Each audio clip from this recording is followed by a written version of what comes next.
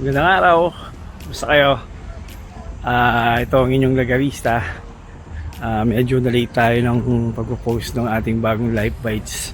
Kasi naging busy tayo dahil alam niyo naman, March 1, nag-start yung pagtaas ng gasolina and lahat ng mga bilihin, domino effect.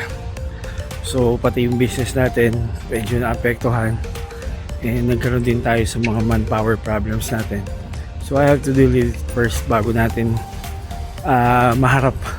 Hirap naman magpayo tapos yung negosyo mo medyo nagkakaproblema. So ang topic natin ngayon is bakit lagarista yung pangalan ng ating page, tsaka ang ginamit nating moniker being content creator. Kasi way back 2014, 12 years ago, me and my wife had a financial problem and medyo we have to deal with it. Ang hashtag na ginagamit ko doon is Kayod Agi, sa kung ano-ano. And yun pala, as per research, kailangan kapag gumagamit ka ng mga moniker and then ng mga battle cry, according to Feng Shui, dapat positive yung approach tsaka yung dating niya. So yung ang lagarista,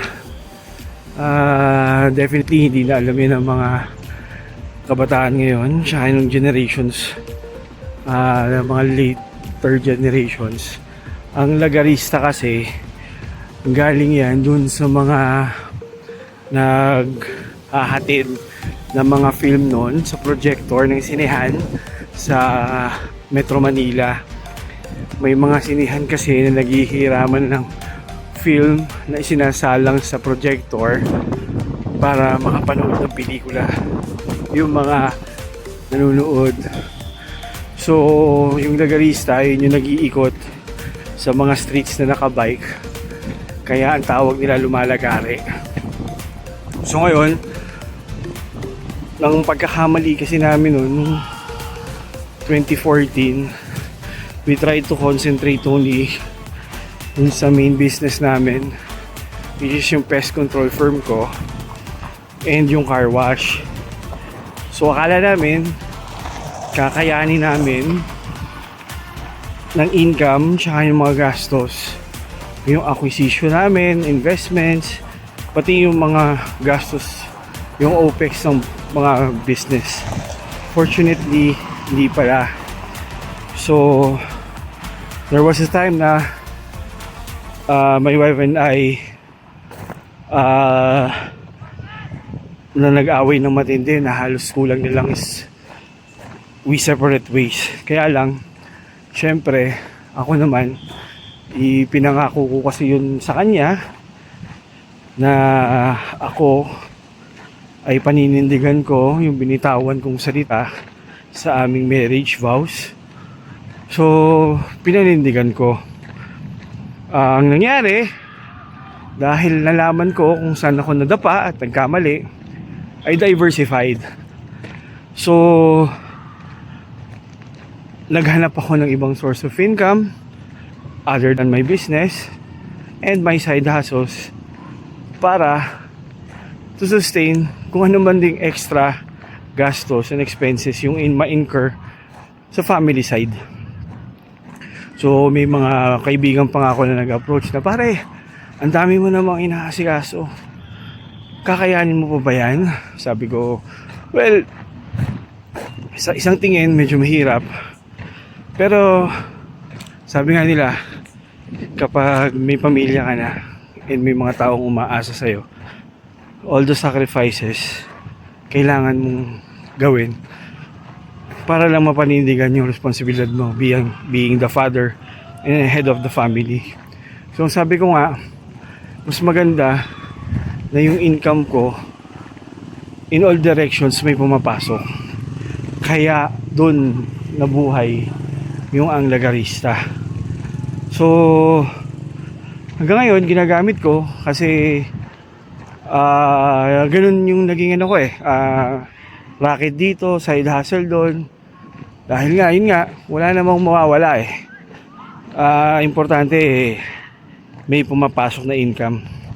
Kaya lang, may mga pagkakamali pa rin. Sabi nga nung isa kong mentor, si Mentor Mike Maranan ng Mentor Mike TV, ang sabi niya, I'm at the age of dapat hindi na ako nagka-hustle. Dapat papahinga ka na lang and you let your business work for you.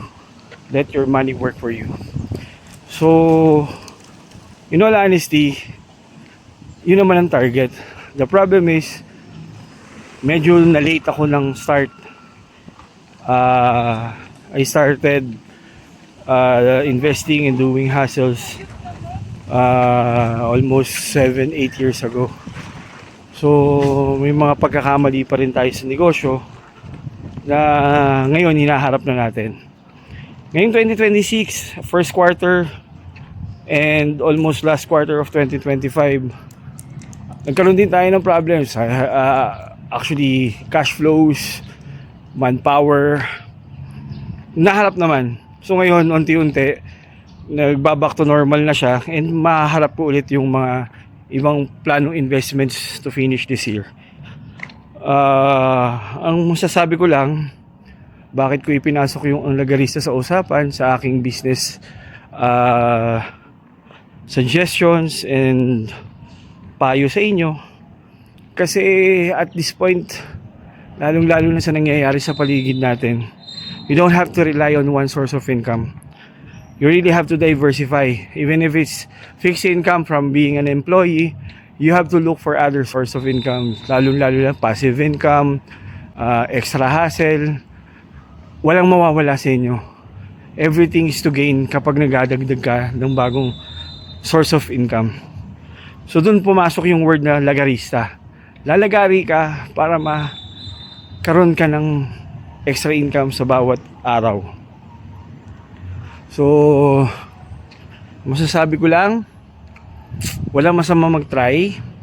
If someone approached you, merong ino-offer, try to listen first. Walang mawawala. Even if you don't avail on something that he or she presents to you, but definitely you'll gain some knowledge from what you're going to listen dun sa presentation or kung ano mang ipapaliwanag niya sa'yo.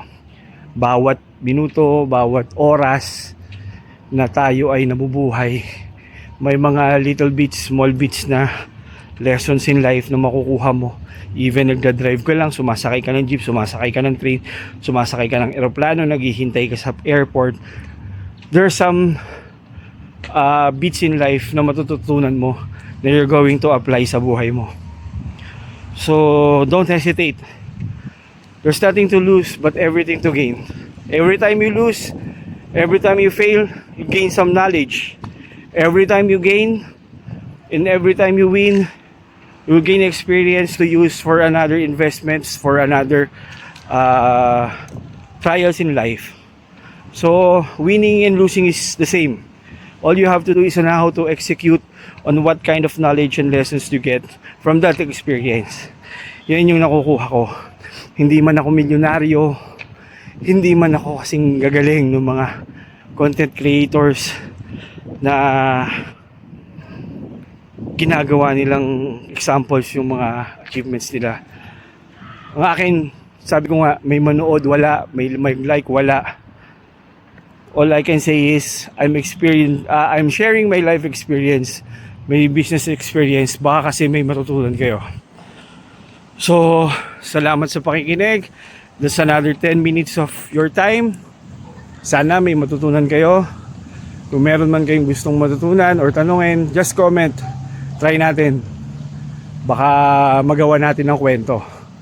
So, ito ang inyong lagarista. Hanggang sa susunod na lagare. Maraming salamat. Gaya ng sabi ko, wala tayong script. Ito ay lahat impromptu, spontaneous na lumalabas sa bibig natin. Unedited ito. Maraming salamat. Mabuhay tayong lahat. May God bless us all. And hanggang sa susunod na lagare. Salamat! Bye!